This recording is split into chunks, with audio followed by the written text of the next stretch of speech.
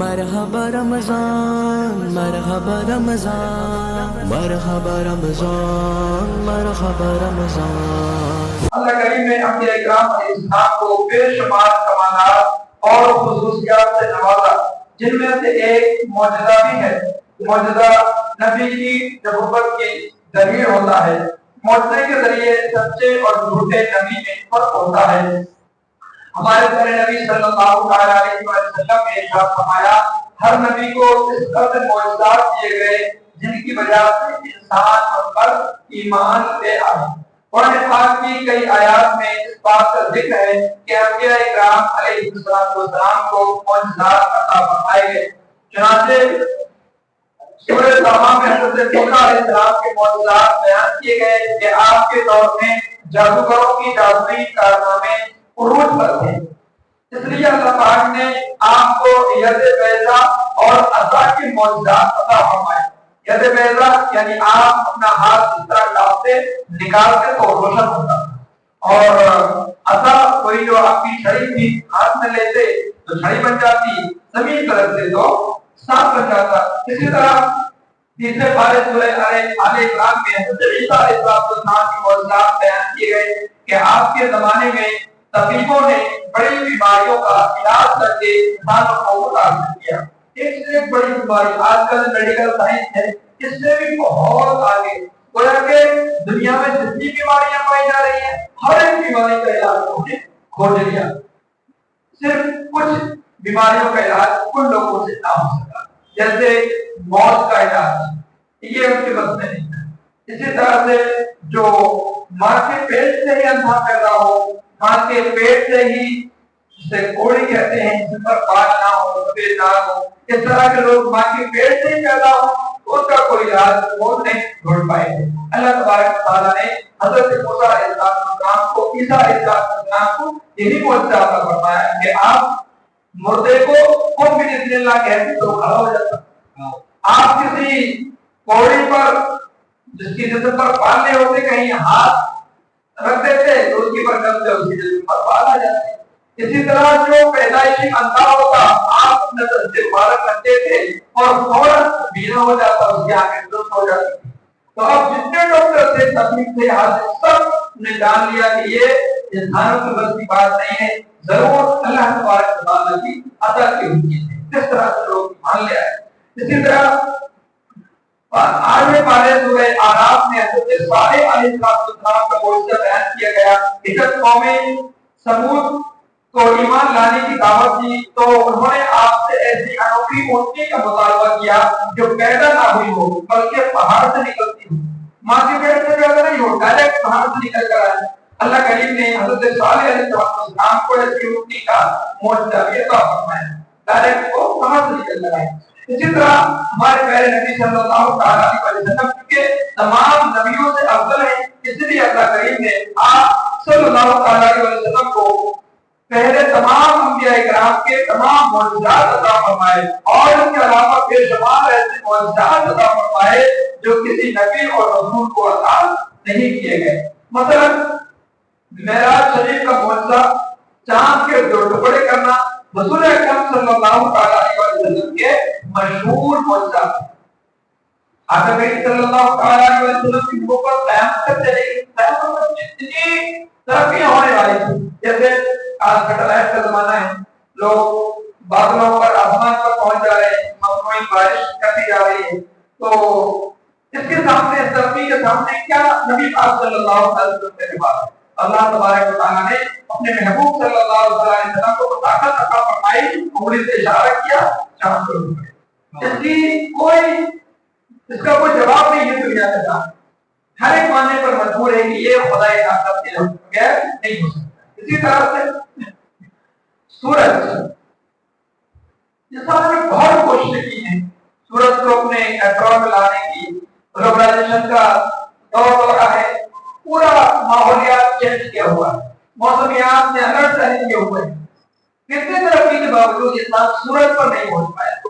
نبی پاک صلی اللہ علیہ وسلم نے اشارہ فرمایا اور سورج جھکا ہوا واپس بلند ہے، اس کا کوئی توڑ نہیں دنیا کے سامنے، یہ معجزہ ہے خدا ہی کا۔ اسی طرح سے معراج، آج کل جتنی جلدی انسان کام کرے اتنا ہی زیادہ ترقی یافتہ بن جاتا ہے۔ جیسے پہلے سفر کرنے کے لیے وہ گھوڑے سے کرتے تھے، مہینوں لگ جاتے تھے 100 کلومیٹر کا سفر کرنے۔ اس کے بعد سواری آئی، موٹر سائیکل، گاڑی، اور ہوائی جہاز میں ہزاروں کلومیٹر کا سفر 5 گھنٹے 6 گھنٹے میں طے ہو جاتا ہے۔ نبی پاک صلی اللہ علیہ وسلم کو اس کے مقابلے میں ایسا معجزہ عطا کیا گیا، احمد سے گفتگو ہوئی معراج میں، اور 3 سیکنڈ 3 گھڑیوں میں زمین سے کعبہ معظمہ سے بیت المقدس کا سفر، بیت المقدس تو سارا آسمان، جنت، دوزخ، عرش اور نامہ کا سفر، اور یہ کتنے صرف 3 لمحے، یعنی فرمایا جاتا ہے کتاب میں لکھا ہے کہ جب تشریف لایا تو جو الٹی ہوتی ہے دروازے کی وجہ سے جس پانی سے وضو کر کے گئے وہ ابھی جاری تھا اور بستر ابھی گرم تھا۔ تو یہ معجزات ہوتے ہیں۔ اللہ تبارک و تعالیٰ اپنے نبیوں کو سچا ثابت کرنے کے لیے لوگوں کے سامنے اس طرح کے معجزات عطا فرماتے ہیں۔ ہم معجزے کیسے کہتے ہیں تو پتہ چل گیا کہ وہ عجیب و غریب کلام جو عام طور پر یعنی عادت ناممکن ہو، اور ایسی باتیں اگر نبوت کا دعویٰ کرنے والے میں اس کی توحید، اس کی تائید میں ظاہر ہو تو اس کو معجزہ کہتے ہیں۔ جیسے حضرت موسیٰ علیہ السلام کے عصا کا السار انسان بن جانا، حضرت سلیمان علیہ السلام کا میلوں دور سے چونٹی کی آواز سننا، چونٹی کی آواز سن پائے گا تو اللہ تبارک و تعالیٰ نے حضرت سلیمان علیہ السلام کو طاقت عطا فرمائی، اس سے یہ نہیں کہ ہاتھ سے چونٹی کی آواز 3 کلومیٹر پہلے سے ہی آپ نے، بلکہ اس سے بھی زیادہ کتابوں میں لکھا ہے کہ لمبا فاصلہ تھا، چونٹی کی آواز آپ نے سنا، تو یہ معجزہ ہے۔ مدعی نبوت کو دعویٰ کرنے لگ جائے معجزہ دکھا سکتا ہے تو ایسا کبھی نہیں ہو سکتا۔ اس لیے کہ اللہ تبارک و تعالیٰ نبی کی سچائی بیان کرنے کے لیے معجزہ دکھاتا ہے، معجزہ جھوٹے کے بچے کے معاملے میں نہیں ہو سکتا۔ اچھا جادوگری ہو سکتی ہے، جادوگری کہ حقیقت سے اس کا کوئی تعلق نہیں ہے، نگاہ بندی کرتی جاتی ہے، نگاہ ہٹائی اس بات کو کبھی ہو جائے، اور نبوت کے ذریعے جس میں کارنامے دکھائے جاتے ہیں وہ حقیقت اور ریئلٹی ہوتے ہیں، اس میں کسی طرح کا کوئی جال سازی نہیں۔ نبی پاک صلی اللہ علیہ وسلم کے علاوہ اور جتنے بھی نبی تھے سب کو اپنے اپنے زمانے کے حساب سے عطا فرمایا۔ اللہ تبارک و تعالیٰ نے اپنے انبیاء کرام علیہ السلام کو عزت بخشی۔ معجزے کا یقین رکھنا یہ ایمان کا حصہ ہے۔ کسی نے اگر معجزے کا انکار کر دیا تو وہ ایمان سے خارج ہو جائے، اس لیے ایمان کا یہ حصہ ہے۔ معجزے کے بارے میں پتہ چل گیا کس کو کہتے ہیں معجزے کا یقین رکھنا، جس نبی کو اللہ نے جو معجزہ دیا اس پر ہمارا ایمان ہے، یہ ایمان ہے۔ روزے کی حالت میں متقدم کا جیسے نظر رہا ہے۔ روزے کی حالت میں جو ہونٹ ہوتے ہیں ان پر ریبان لگانا یا دستی لگانا، کیونکہ ہونٹ پڑتے ہیں باہری حصہ ہوتا ہے، مطلب ہم اگر بند کر رہے ہوں تو وہ کھلا رہتا ہے، اس لیے اگر وہ پھٹ رہے ہوں، خون وغیرہ نکلنے کا اندیشہ ہو تو وہ لگایا جاتا ہے۔ لیکن احتیاط اس میں یہ کرنا چاہیے کہ اندرونی حصے پر نہ لگے، اگر اندرونی حصے پر لگ بھی گیا دھوکے سے تو فوراً تھوک دیں اور وضو صاف کریں۔ اگر صاف نہیں کیا اندر چلا جائے گا تو روزہ ٹوٹ جائے گا۔ اگر باہر لگایا اور اندر نہیں گیا تو اس سے کوئی حد نہیں آئے گا، روزے میں نہیں لگایا۔ غیر مقلدین کے گزروں پر گوشت وغیرہ کھانا۔ اللہ تبارک و تعالیٰ نے قرآن مجید میں ارشاد فرمایا ہے کہ دنیا میں اللہ نے جو چیزیں پیدا فرمائی ہیں تمہارے لیے سب حلال ہے سوائے چند چیزوں کے، ان میں سے ایک ہے گوشت۔ عام چیزوں میں اصل ہے حلال ہونا، پانی رکھا ہے سامنے دکھائی دے رہا ہے، پتہ نہیں کیسا ہے لیکن رکھا ہے تو یہ حلال ہے، ہم پی سکتے ہیں۔ ہو سکتا ہے کسی نے پیشاب کا لگا ڈال دیا لیکن ہمیں معلوم نہیں ہے پی سکتے ہیں۔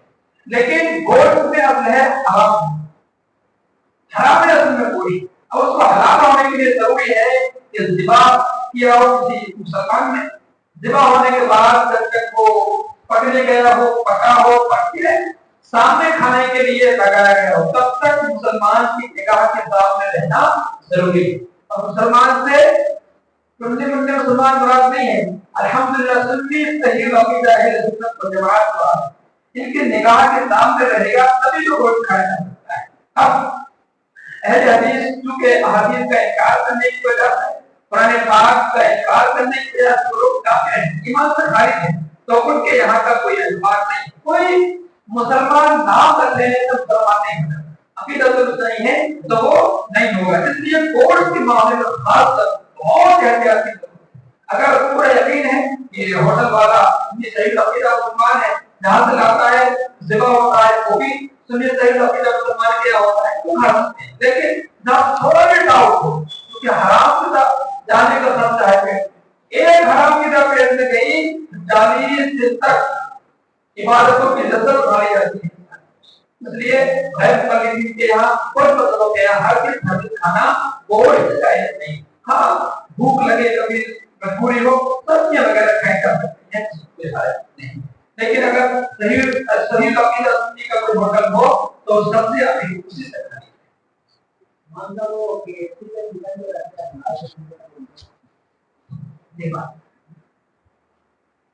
ہمارے نبی صلی اللہ علیہ وسلم کا ایک نام خوبی اور اس کی روایت کے بعد جو یہ آتا ہے کہ حضور صلی اللہ علیہ وسلم پڑھے لکھے نہیں تھے، تو آپ وہی وغیرہ کی باتیں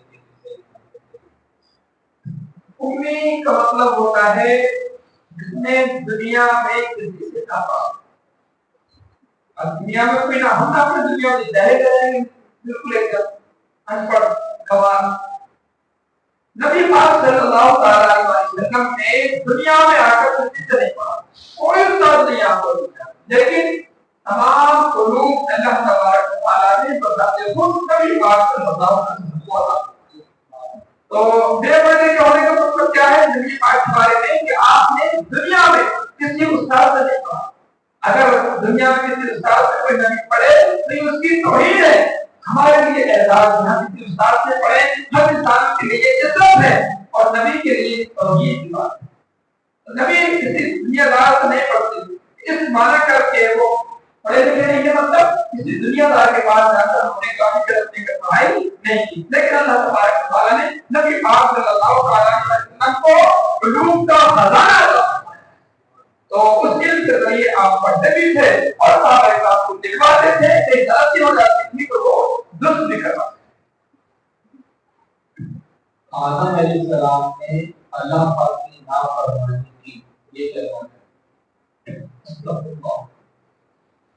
گزر کے تمام انبیاء کرام معصوم ہوتے ہیں، فرشتے اور نبی کیا ہوتے ہیں؟ معصوم ہوتے ہیں، یعنی کہ ان سے کبھی کوئی گناہ ہو نہیں سکتا، گناہ نہیں ہو سکتا. کوئی گناہ سرزد ہونا مان لے تو وہ انسان کافر ہو جائے. اللہ تبارک و تعالیٰ نے حفاظت کا وعدہ فرما لیا ہے. حضرت آدم علیہ السلام کا جو معاملہ ہے کہ جنت سے آنے کا اور دنیا میں تشریف لانے کا، یہ اللہ تبارک و تعالیٰ نے آپ کی پیدائش سے پہلے ہی مقرر کروا دیا تھا کہ ایسا ہونا ہے. وہ بظاہر ایک لفظ لگتی ہے لیکن وہ دنیا میں آنے کا ایک قدر تھا. قرآن پاک میں اللہ تبارک و تعالیٰ نے فرمایا ہے وَإِذْ قَالَ رَبُّكَ لِلْمَلَائِكَةِ إِنِّي جَاعِلٌ فِي الْأَرْضِ خَلِيفَةً. آپ کی پیدائش سے پہلے ہی فرشتوں سے اللہ نے فرمایا کہ میں زمین میں اپنا خلیفہ بنانا چاہتا ہوں. زمین کا ذکر ہے، اگر زمین میں خلیفہ بنانا تھا تو جنت میں کیوں بھیجا؟ تو اس کی بہت ساری حکمتیں ہیں. جنت میں اس لیے بھیجا تاکہ آدم علیہ السلام کی جو اولاد ہو اپنے آپ کو جنت کا حقدار سمجھے، اپنی وراثت سمجھے اور وراثت کو پانے کے لیے نیکیوں میں کوشش کرے. دراصل حضرت آدم علیہ السلام زمین کی خلافت کے لیے پیدا کیے گئے تھے. جنت میں جانا ہے آخری معاملہ تھا. اب یہ جنت کا حصہ تھا، اس طرح آپ جنت سے باہر تشریف لائے، اس میں آپ کی کوئی خطا نہیں ہے. اگر کسی نے خطا منسوخ کی حضرت آدم علیہ السلام کی طرف تو انسان ایمان سے خارج. انبیاء کرام کو اللہ تبارک و تعالیٰ نے گناہوں سے محفوظ رکھا ہے، معصوم ہے انبیاء اور